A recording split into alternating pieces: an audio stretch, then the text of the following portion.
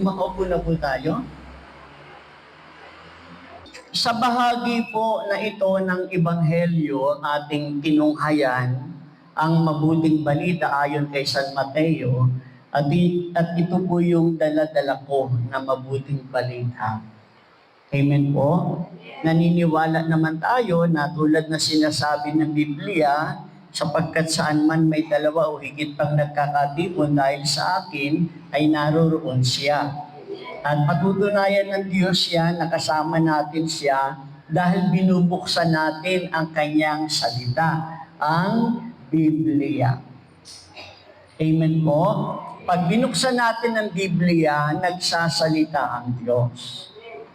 At ako po ay naniniwala na wala namang makakapakinig kung walang susubukin. Amen po? At ang katotohanan ay pinadala tayo ng Panginoon sa lugar na ito. Kaya ayaw naman sa hindi, makikinig kayo. Amen? Talakbakan po natin ang Panginoon. Okay, makinig po tayo. Sa bahagi pong ito ng Ebanghelyo, makikita natin ang puso ng Panginoon. Sabihin niyo po, puso. Makikita natin ang puso ng Panginoon, yung kanyang kahabagan, ang kanyang pagmamahal sa mga tao nung unang mga panahong iyon. Ang tingin ng Panginoon sa mga tao nung mga panahong iyon, para silang mga tupang walang nagpapastol. Yun ang tingin ng Panginoon sa mga tao nung mga panahong iyon. Naroon yung kanilang pagod, naandoon yung kanilang hirap, at walang gumagabay sa kanila. Nakita niya yung kanyang mga yung kanilang pangangailangan, nakita yun ng Panginoon. At mula po dito'y nagsimula ang isang mahalagang hakbang. Sabihin niyo po, mahalagang hakbang.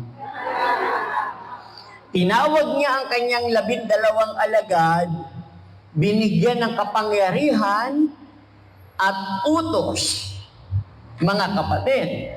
At pinadala sila upang gawin ang ginagawa ng Panginoon. Ipinag-utos ni Jesus yung kanyang trabaho ay kanyang hinabilin sa mga alagad ng mga panahong iyon.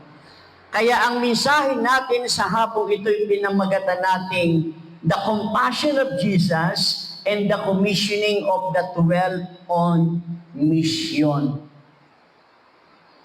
Ang habag po ng Panginoon at ang pagtatalaga ng 12 sa kanilang misyon. Now, tingnan po ninyo, tinawag niya yung kanyang 12 alagad.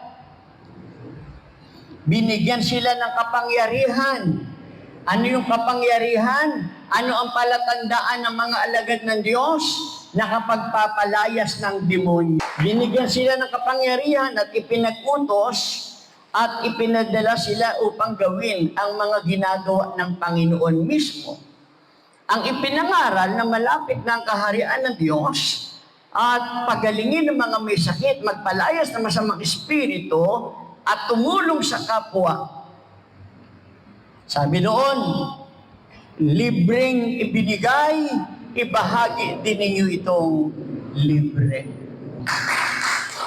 Ngayon nakinig po tayo, ano po yung mga pinupunto ng ating binasa ngayon?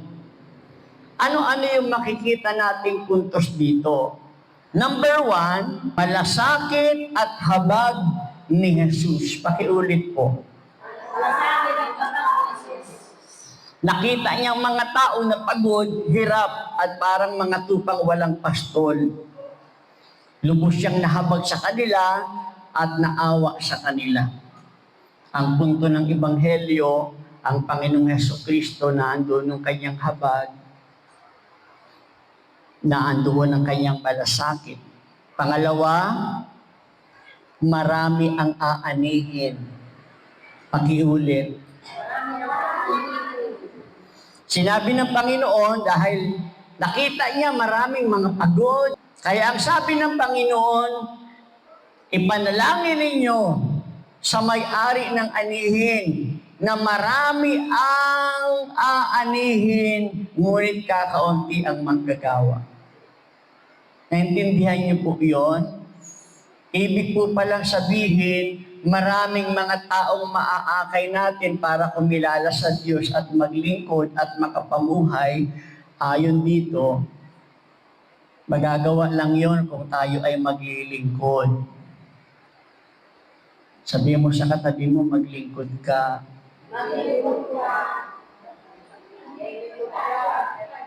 So yun po yung pangalawang punto, marami ang aanihin. Pangatlo, manalangin para sa mga manggagawa. Huwag po tayo mag-alis ng mga manggagawa. Huwag po tayo mag-away ng mga manggagawa para dumami tayo. Ipinag-uutos, pangatlong puntos, kailangan tayong manalangin upang karagdagan sa mga manggagawa. Pang-apat, ipinagkaloob ng kapangyarihan. Tinawag niya ang 12 alagad, binigyan ng kapangyarihan magpalaya sa masamang espiritu. Panglima, yung unang misyon. Ano yung misyon na ibinigay ng Panginoon sa kanyang mga alagad? Hanapin ang mga nawawalang tupa. Sino yung priority nawawalang tupa noong mga panahong iyon? Bayan ng Israel. Ipinag-utos po iyon sa mga alagad. Ang hanapin ninyo ang mga Israel. Niyo po, ang tao ng Diyos, ang bayan ng Diyos, hindi tayo. Kaya lang naging tayo kasi yung mukha ng Diyos, hindi kasi pinansin si Jesucristo sa kanyang bayan. Nung panahon na yon, binigay ng Diyos ang kanyang bugtong na anak sa kanyang bayang Israel. Ang nangyari naman, hindi siya pinakinggan, hindi siya pinaniwalaan na anak siya ng Diyos. Hindi pinaniwalaan si Kristo. Alam po ba ninyo, nung mga panahon na yun, dahil hindi tinanggap ng mga Israel si Kristo, kanino ibinigay ang kanyang pansin? Sa ating mga hindi naniniwala sa Diyos nung mga panahon iyon. Kung tawagin tayo ay mga hintil. Hindi tayo ang tao ng Diyos, hindi tayo ang bayan ng Diyos, subalit dahil sa tinanggihan siya ng kanyang sariling bayan, ang kanyang mukha ay napunta sa atin. Purihin ang